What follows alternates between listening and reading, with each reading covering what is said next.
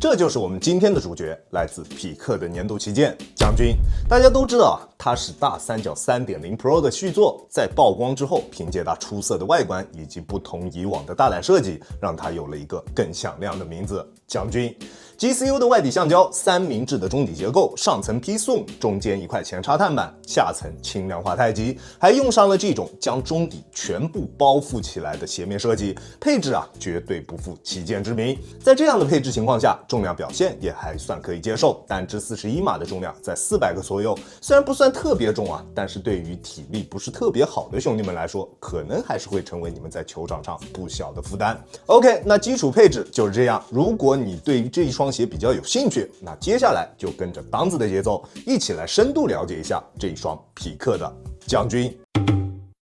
液態橡膠大底的普及我一直都覺得是近2年籃球鞋產品方面最大的提升，但是並不是所有品牌的液態橡膠大底都有非常好的止滑效果，而匹克的 GCU 就是比較典型的反面案例，跟之前無雙 EX 身上的表現類似，對於場地的要求非常高，在乾淨的場地上，它的止滑效果非常出色，指哪打哪，但是一旦場地上面有灰塵，它的抓地表現就會變得非常不穩定，有的時候可以一下停住，不會有任何的側滑，但是有的時候又完全抓不住地，而且與此同時，它的耐磨也非常糟糕，即使只是用來打室內的木地板，也特別容易出現磨損。很顯然匹克的 GCU 是還沒有做好準備的一項科技，配方還需要進行一定的調整，才能達到理想中的狀態。現在的表現，說實話，完全比不上匹克之前一直用的普通橡膠，而這一款液態橡膠，可能除了能給到我們更好的重量表現之外，其他沒有任何優勢。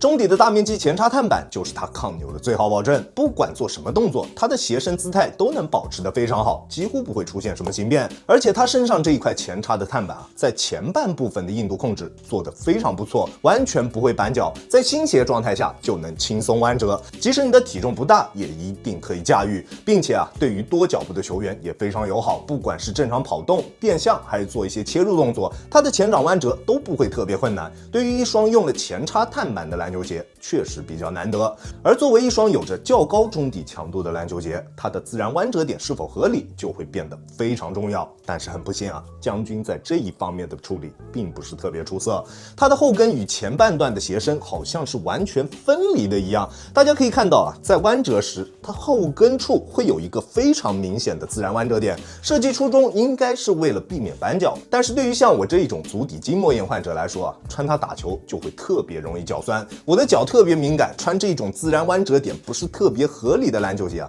一下就能感覺出來。當然因為它的中底並不算特別板，所以大部分兄弟們穿它應該都沒有問題，只要你沒有足底筋膜炎，就可以放心選擇。穩定性表現完全沒有任何問題，較低的重心加上它寬大的外底造型，並且這種將中底全部包裹起來的鞋面設計在中底材料的形變控制這一方面有着天生的優勢。其實在某種程度上，它跟現在很多抽拉式中底結構的籃球鞋是一個意思。當然它的一體性肯定會比抽拉式中底的籃球鞋要更好一些。這幾項加在一起，它的穩定性就不會有任何問題，穿在腳上非常安心，在做動作的時候完全不會有任何的後顧之憂。而且這一雙鞋不管是靈活性還是防側翻都表現得非常不錯，全弧形的外底自然就會有出色的靈活性表現，而高強度的前掌以及鞋面又能很好的在我們做一些側向急停時提供給我們強有力的支撐。所以這一雙鞋不管你更注重的是靈活性還是防側翻，選擇它都沒有問題。OK， 基礎性能差不多就是這樣。除了它的 GCU 外底確實不是特別好使之外，其他沒有什麼太大的槽點。當然如果你跟我一樣有足底筋膜炎的話，那就盡量不要考慮這一雙鞋了。但是它的強度、它的穩定性都非常出色，想要穿它去打球，只要場地條件能適配就絕對可以用來上強度。而至於它究竟是不是好穿，以及它究竟會更加適合哪種類型的球員去進行選擇，那接下來我們就來看看它在風格化的處理方面做得怎麼樣。在2025年底，各大廠商都異常默契的在自家的旗艦鞋款上用上了這種鞋面將中底全包的鞋面設計，類似於當年的 Posite 系列，不管是 Foam Posite、Flyposite 還是 Skyposite 都是這樣的設計。這種設計啊，能讓整一雙鞋看上去更具一體性，也能更好的限制內部缓震材料的形变。但是这樣的鞋面設計對於球鞋的鞋面用料以及鞋楦都會有更高的要求。一旦在這兩個點上出問題，就會影響到整一雙鞋的穿着體驗。而匹克近幾年的鞋楦其實一直都是沒什麼問題的，雖然它的尺碼確實讓人摸不着頭腦，但是鞋楦絕對 OK。將軍的鞋楦寬度適中，只要不是超級大寬腳都能適配。而至於鞋面用料，大面積的熱熔材料，雖然在強度方面比不上 Foam，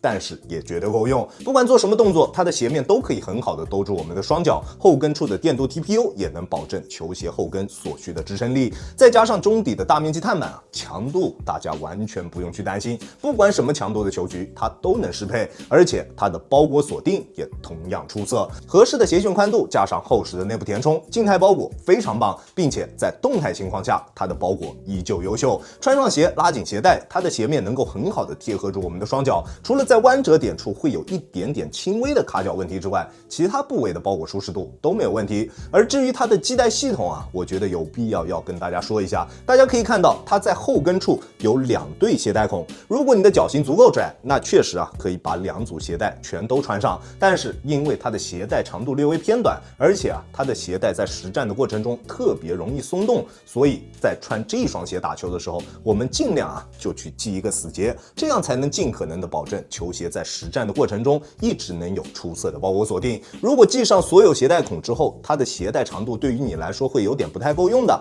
那我推薦大家可以直接跳過前面的一組鞋带孔，直接把最後一組穿上就行。這樣不僅能保證整一雙鞋的後跟鎖定，鞋帶的長度也會相對比較富裕一些。而如果你是窄腳，在購買這一雙鞋之前，你也必須要慎重考慮一下，你在穿這一雙鞋實戰的時候，腳在鞋內的位移是必不可免的，而且在做急停動作的時候也會出現頂腳趾的情況。雖然都不算特別的明顯啊，但是大家還是有必要了解一下的。如果這一點你無法接受，那就盡量不要去考慮它了。當然，它的後跟鎖定完全沒有問題，繫緊鞋帶之後，球鞋的後跟能很好的貼合住我們的雙腳，不管是在防守受到對抗時，還是我們在做一些轉身動作的時候，它的鞋面都能一直很好的鎖住我們的後跟。在跑動時，它的鞋面也能很好的帶起它的中底，表現非常棒。不過還有一點啊，是大家在購買之前就必須要考慮清楚的，這種鞋面設計雖然啊外觀確實特別帥，但是透氣性往往都不會太好。雖然這一雙鞋的上半部分鞋面確實有着比較多的透氣孔，但是等到夏天再去穿它，一定會非常悶腳。除了鞋面設計之外，中底也是它的一大亮點。這種把碳板夾在2種不同材料之間的三明治結構，在我的記憶當中啊，是匹克第一次把它用在自家的籃球鞋產品上。上層的批送提供回彈，下層的太極負責吸震，在中間夾一層前插碳板，盡可能把2種材料隔絕開來，減少互相之間的功能影響。中底的重心控制的還是比較貼地的，場地感表現非常不錯。而且啊，如果你想要的是保底快靴，可以把它偏厚的 Oxalate 鞋墊拿出来，換上一副稍微薄一點的，換了之後啊，完全就是妥妥的一雙保底快靴，不管是场地感還是反应性，都會有更加出色的表現。當然，在原廠狀態下，它在這2方面的表現也足夠出色。在發力蹬地的時候，腳底下的感覺非常直接，幾乎就是直給的，不會有任何一絲拖泥帶水的感覺。再加上它前插碳板的加持啊，你能明顯感覺到中底給到我們的推進非常棒。不過因為碳板的硬度並不算特別高，所以推進的力度啊並不是特別的強烈，會更接近於前插 P-Bags 所能給到我們的感覺。當然啊，碳板的壽命肯定會更加持久，衰減會更慢，到後期它依舊能提供給我們出色的推進力度。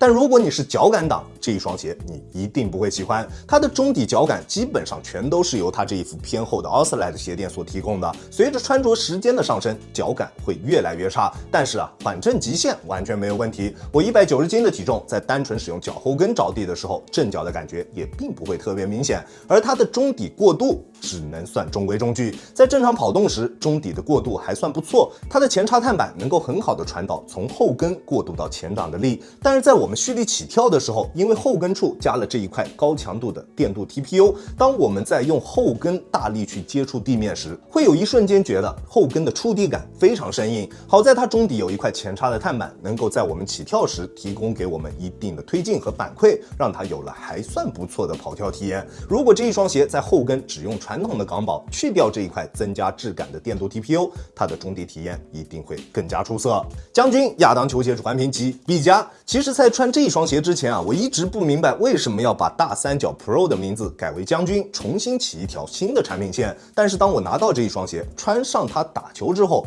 我就明白了，它其實是跳脫出了匹克原有設計思路的一個創新鞋款，不管是鞋面還是中底，都是匹克的第一次嘗試。雖然成品啊確實還存在着不少的小缺点，但是能做出新的嘗試就值得稱讚。這一代雖然稱不上是什麼實戰神鞋，但是實戰體驗絕對也能算上乘。可能再經過個1-2代的更新，它又會像青林一樣成為一双非常頂級的實戰好鞋。不知道將軍啊後續會不會也有 EX 的版本推出？如果有的話，把我說的這一些問題稍微改进一下，我相信它一定會是一雙非常出色的實戰好鞋。那這一雙鞋會更加適合哪種類型的球員去進行選擇呢？我會更加推薦打法偏向於外線且更加依靠自身身体素質打球的球員們去进行選擇。它的前插碳板以及高強度的鞋身確實能夠讓你更加從容的应對比賽，也能讓你在每一次發力蹬地的時候得到更强烈的中底回饋。但是啊，一定要记住，它是非常挑场地的一雙鞋，這一點你必須要考慮清楚。OK， 這就是本期視頻的全部內容了。再次感謝大家觀看本期的洋洋球鞋，那我們下期視頻再見，大家有空來做 ，Peace。